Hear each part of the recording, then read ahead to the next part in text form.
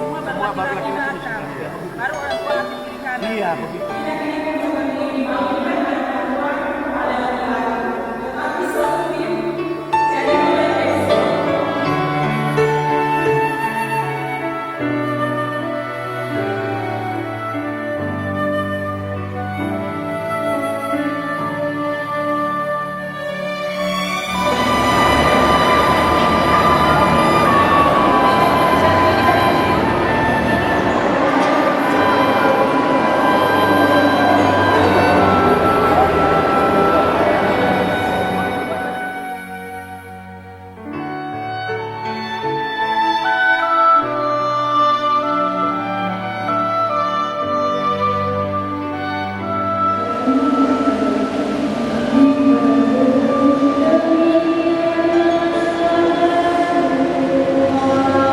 Ketika mereka mulai tahu bedakan mana yang baik dan yang buruk, serta mulai belajar bertanggung jawab, kami menghantar mereka untuk menerima tubuh dan darah Kristus sebagai santapan Tuhan di dalam perayaan Ekaristi.